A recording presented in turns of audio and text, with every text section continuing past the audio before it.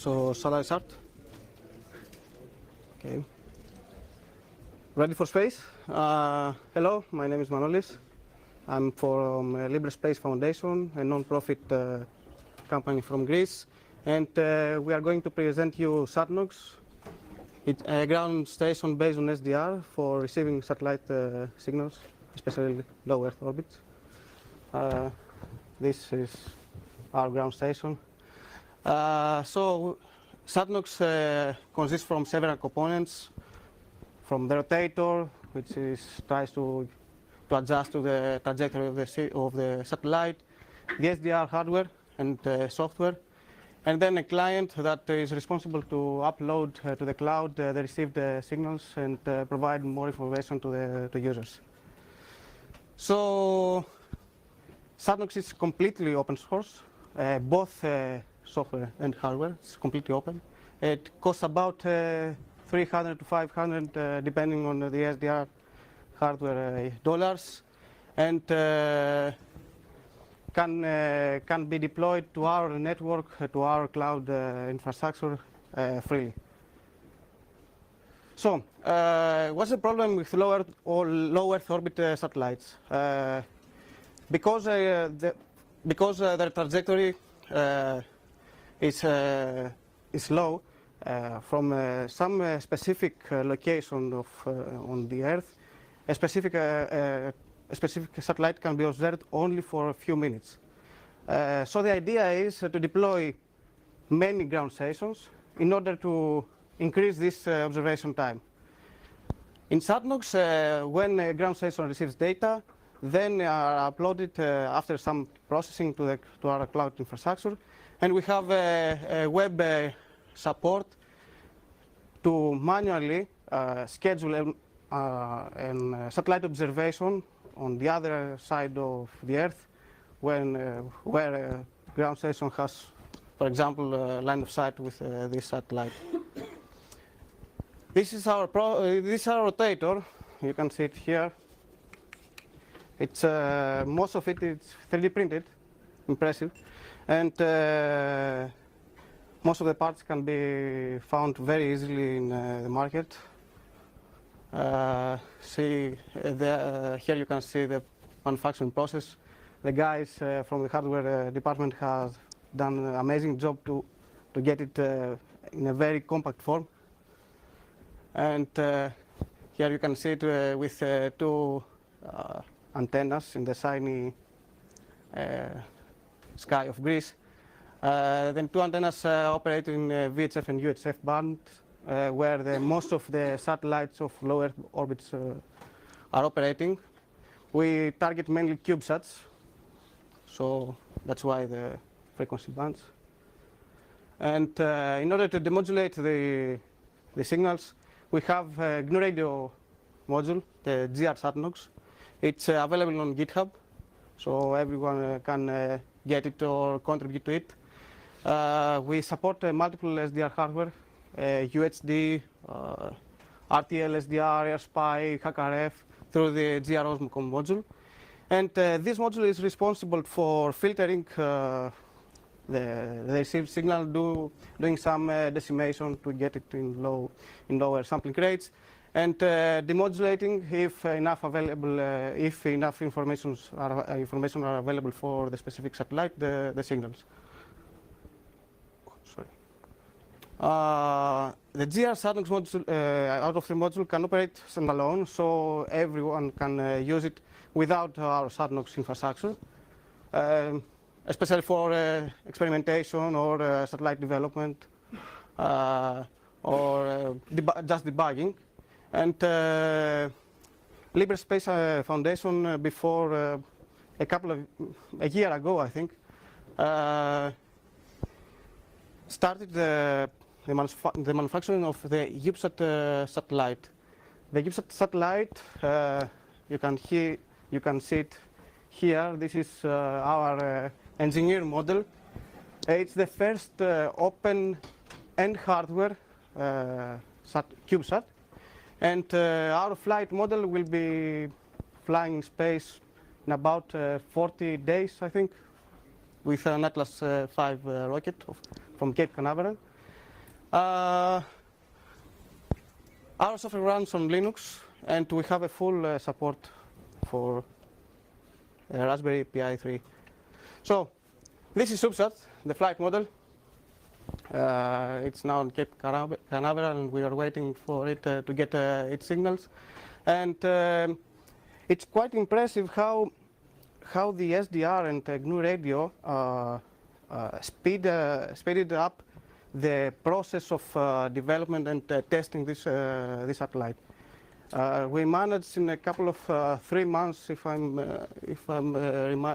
recall well, to assemble it and test all the RF components that are necessary to go in space and receive the signals. So I encourage people that are going to get involved with CubeSats to use SDRs. Are extremely powerful tools for debugging experimentation. And this monstrosity is the flow graph that we use to get the signal from a CubeSat satellite. As you can see, it's a transceiver. Actually, we have a full command and control interface. We can send signals to the satellite and receive back. The satellite has a quite variety of commands that supports and to get telemetry or its health status reports and so on. So this is GR SatNOGS. It has, as you can see, many blocks that are used mainly for debugging, but we have also some decoders and demodulators available. And for example, one is the Morse decoder. Okay, many of the CubeSats operating with more signals. It's quite strange, but it's true. Morse is still active out there. And we hope to increase the number of blocks and provide some more debugging tools. For example, a low Earth orbit channelizer, which is quite useful for debugging and experimentation and so on. So one of the major things that systems that receive signals from low Earth orbit satellites is the Doppler effect, which can be quite large in the order of kilohertz. So GR SatNOGS module tries to compensate the Doppler effect by calculating the trajectory of the satellite and knowing its speed. If I know the speed of the satellite, I can calculate the frequency offset and correct it. So we have two different types of correction blocks. The one is the COAS one, which performs around 10 corrections per second, and by just computing the trajectory. And the other one, which performs more than 1,000 corrections per second by both calculating the trajectory of the satellite and by applying some curve fitting techniques. Of course, the fine Doppler effect compensator cannot run on Raspberry, but it's okay in normal CPU-like laptops and so.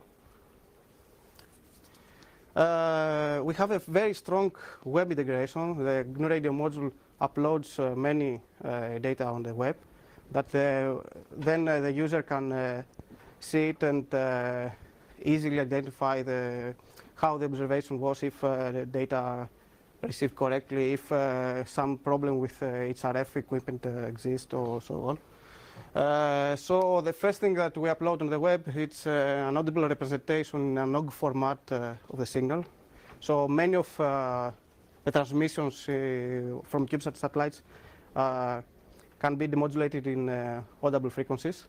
The next one is a waterfall image, which is a very convenient way to see quickly if something wrong went with the observation. If, for example, the trajectory and telemetry information are wrong, you will see a Doppler shift. If they are correct, the Doppler shift will be non-visible. And if you have information about the frame structure of the received signal, we demodulate the signal, we generate a bit stream, and we upload it too. This is very useful for missions that want to get the telemetry data from their satellites, for example. Now here you can see the waterfall image. As you can see, our Doppler correction algorithm performs pretty well. This is a CW Morse code signal. And except from this, we provide the information where when the observation started and when it finished, the frequency of the transponder, the name of the satellite, and here is a good point to mention that officially now SatNOGS is the largest database with telemetry data and transponder data of CubeSat satellites. Okay. So let's switch to the actual web interface. Here is all the development right now nodes that are deployed on Earth. As you can see, I can. Oh, sorry.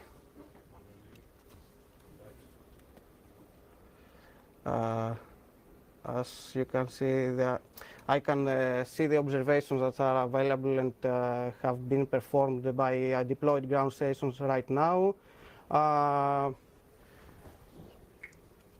In every for every observation, we have the name of the satellite and, for example, the transponder frequency and which encoding does it use.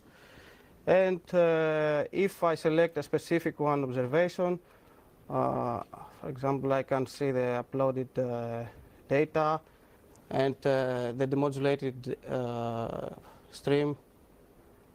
So this, for example, is a satellite that transports FM transmissions like a repeater. So here I think that we can be able to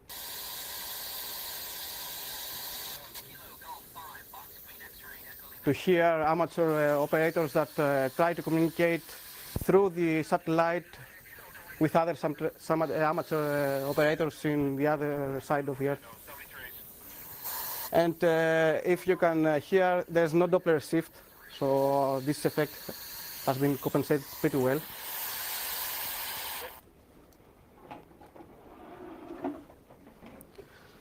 So another very interesting feature that we have incorporated is the automatic signal detection.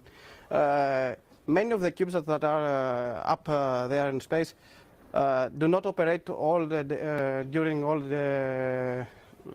day. Many of them during night, they close their transponders because they consume energy, or when the energy levels are in critical state, they close their subsystems. So, or for example, we may have wrong trajectory or outdated information, so no signal have been received. In such case, we have an automated system that tags the observation properly. For example, the green one, it indicates that this observation has a strong signal. With the orange one, the algorithm is not so sure. And with red, the algorithm indicates that there is no signal to this observation. So with this way, we can trace out the observation that contain no data. So that's all for now, but we are now on. We have some plans to expand our ecosystem. One of our ideas is to use MIMO in order to get rid of mechanical equipment, and by using an array of multiple antennas to perform beam forming and target to a specific satellite without with no moving parts. George below up there has done some remarkable work on this. So if he successfully receives his master thesis, this will be available too on the GitHub. And of course, we want to add more satellites. The problem with CubeSats is that there is no standard way to perform framing. So every team performs each framing method or use some custom framing formats.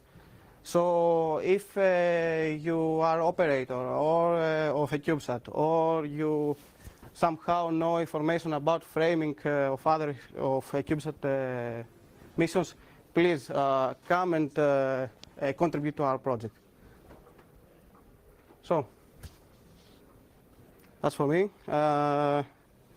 We have a booth out there, so if you want to come and see the satellite operating in real time, you can come, and we are glad to provide more information.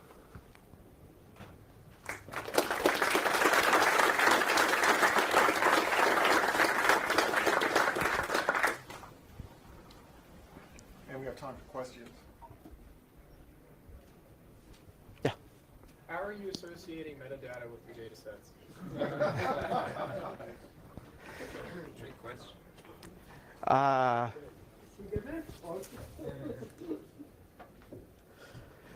For now, Maybe phrase the problem differently. yeah, Do you have a good solution to that problem right now? no. Okay. No, Talk to me.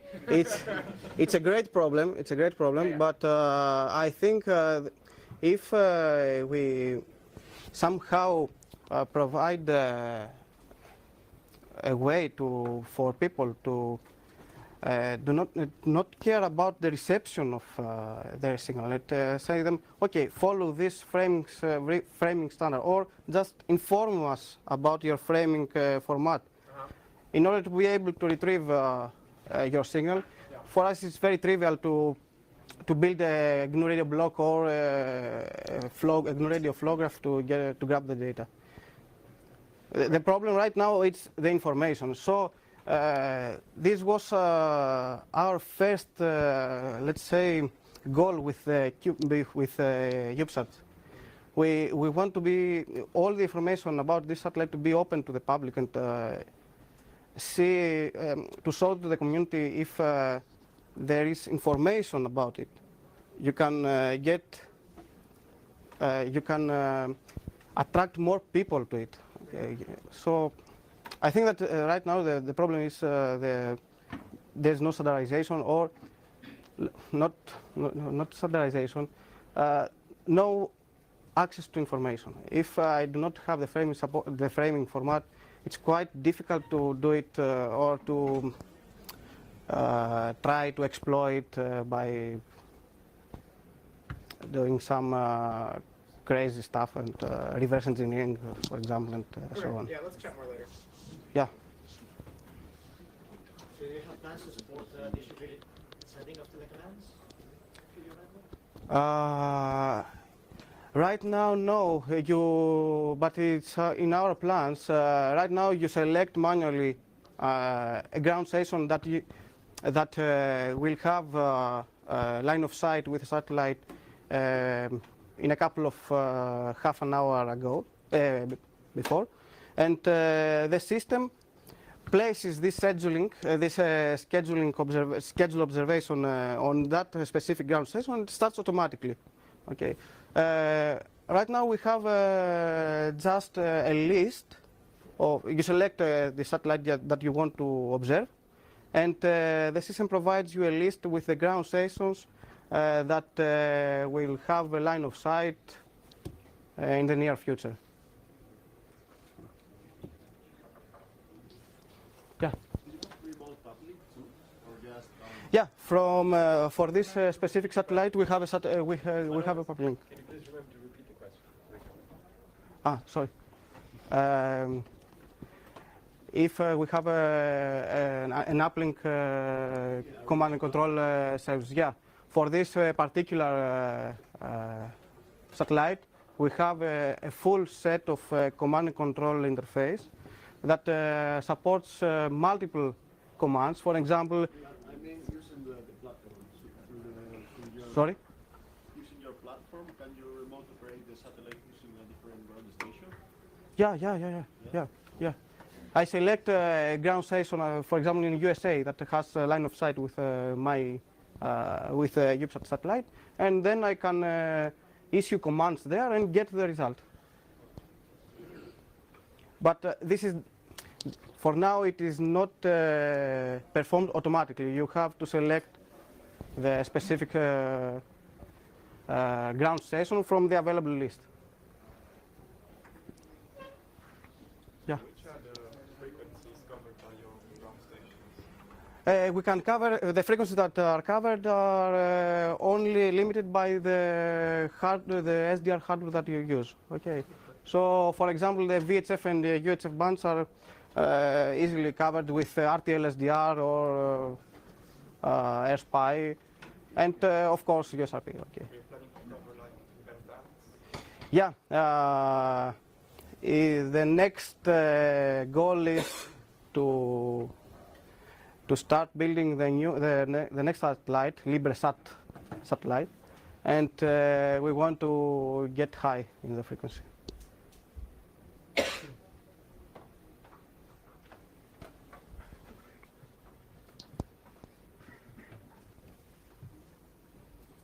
So come and see us in the booth, and we'll provide you some more info if you would like.